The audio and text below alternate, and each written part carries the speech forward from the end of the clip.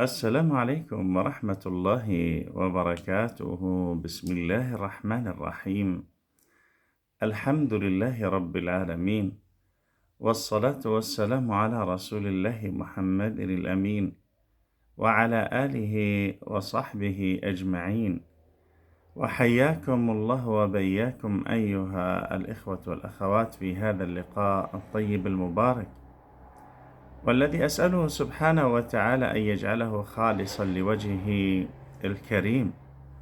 اليوم الجمعة، غدا يوم عرفة، وما أدراكم ما يوم عرفة. اليوم هو من الأيام العشر التي فيها الأعمال الصالحة أحب إلى الله من كل الأعمال في باقي السنة. ما من أيام العمل الصالح فيها أحب إلى الله من هذه الأيام العشر، وهذا اليوم يعقبه يوم عرفة.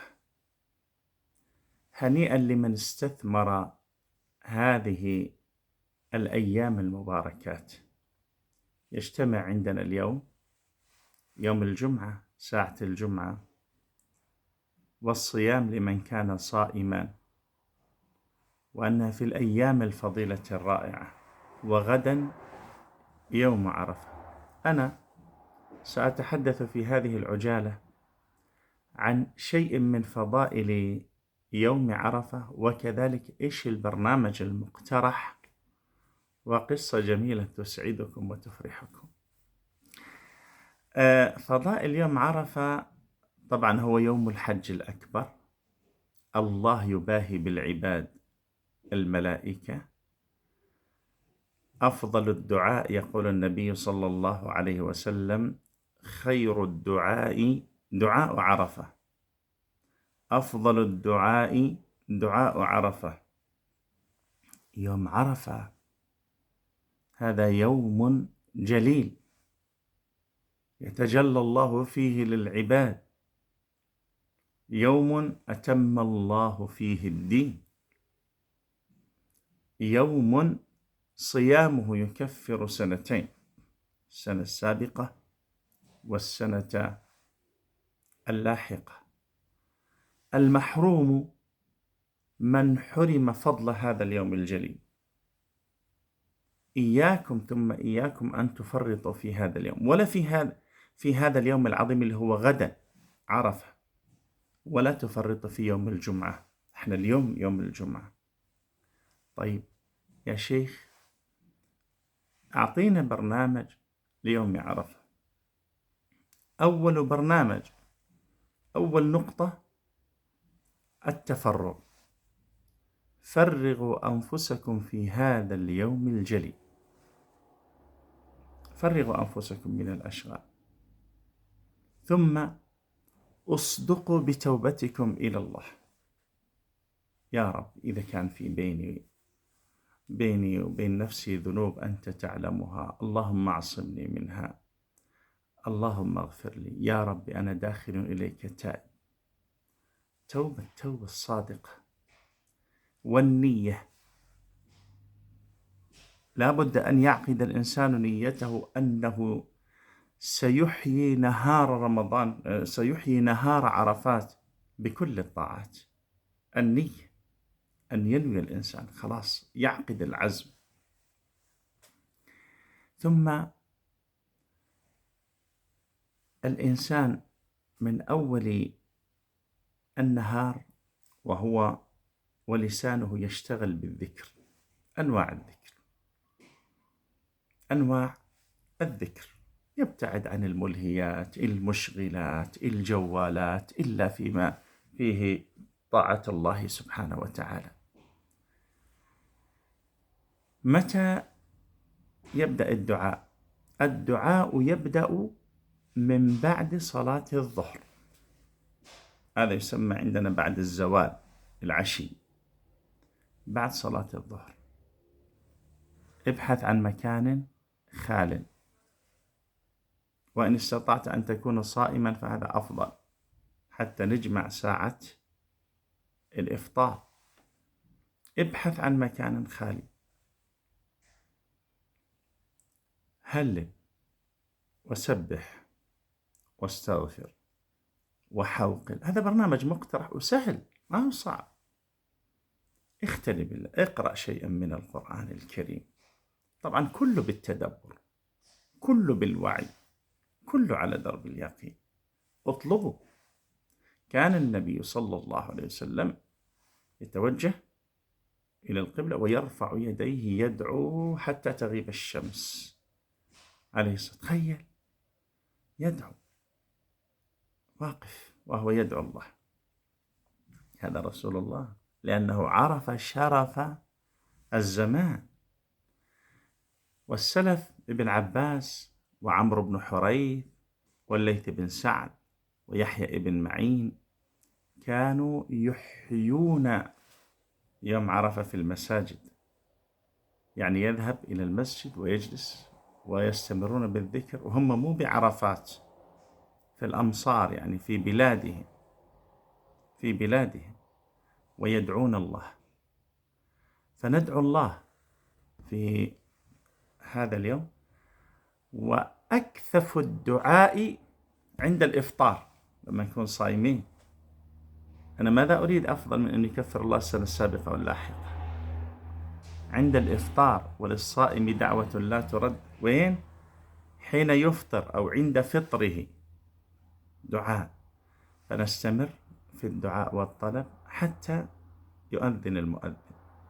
حط كل مطالبك، حطها بين يدي الله. ومو مشكل، مو شرط إنه الواحد، لا، ممكن ينام الإنسان وقت طويل طبعا يرتاح، لكن خلاص أنا في حالة ماذا؟ أنا في حالة اندماج، أنا في حالة وصول، أنا في حالة فرح وسرور مع الله في هذا اليوم. الله يباهي بالعباد. يوم جليل والله يا إخواني، يوم جليل.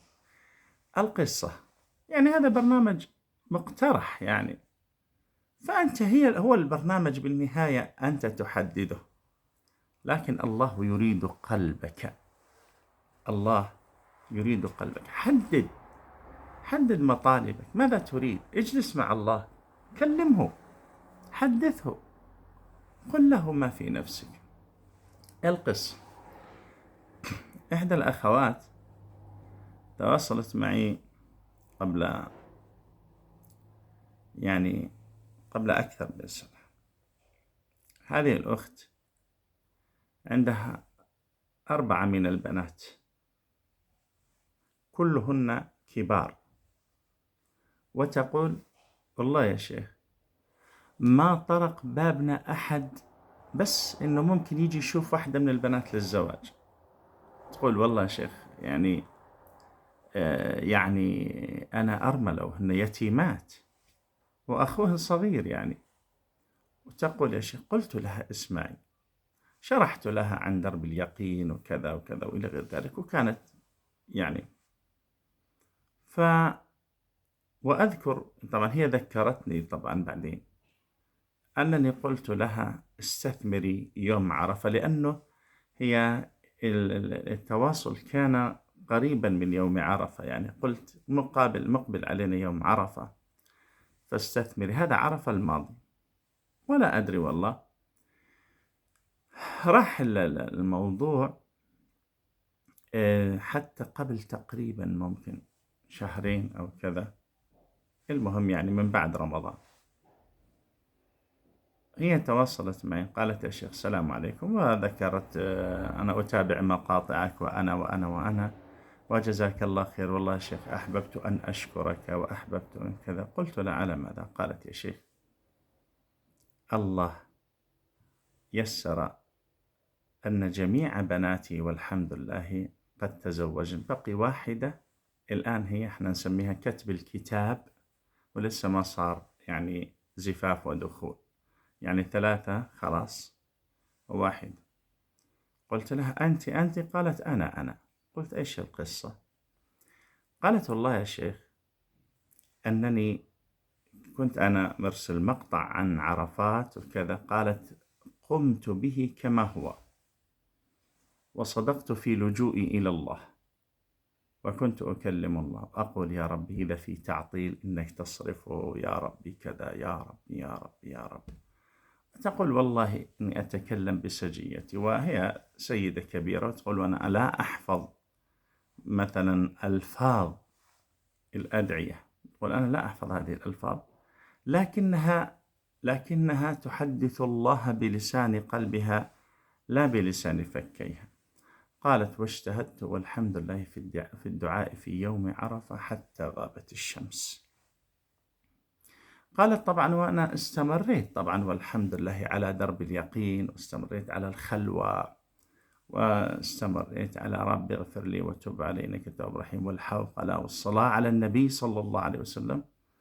تقول بعد العيد يعني شهر أو كذا، طبعا يسر الله سبحانه وتعالى إنه جاءت واحدة تسأل عن بنات وكذا، قال فعرضت لها ابنتي الكبرى فأعجبت بها، فتقول الحمد لله تم الأمر. تقول بعدها بشهرين تم أمر الثانية، وتقول بعدها تقريبا بأربع أو 5 أشهر الثالثة، وتقول والحمد لله الرابعة الآن.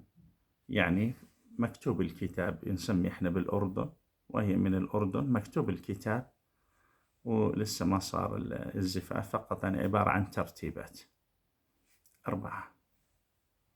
4. لكنها قالت لي نقطة جيدة، هذه ننقلها للأمانة. قالت وكنت والحمد لله يعني أستمع الرقية وأخلي البنات يسمعوا الرقية كمان، لأنه تقول أنا كنت خايف إنه ممكن يكون في شيء من التعطيل، لأنه يعني 4 يعني تخيل لما 4 كلهم يعني كبار في السن، وما يوم من الأيام يطرق بابهم، فتخيلوا في غضون أقل من سنة. تخيلوا أنه الله سبحانه وتعالى ييسر أمر البنات هذا. خير الدعاء دعاء عرفة. لكن أنا هذه المرأة كنت أجد فيها صدق اللجأ والحرص والألم، ويعني حالة الاضطرار، وهي بالنهاية ستطرق باب من؟ إنما طرقت باب الله، هذول بناتها، وتريد أن يسر الله لهن، ويسر الله لهن 4. تخيلوا كيف، من دون كيف. نحن لا نرسم الطريق إلى رب العالمين. فيا إخواني، إحنا أمامنا فرصتين، أمامنا فرصتان. اليوم آخر ساعة من يوم الجمعة، وغدا يوم عرفة.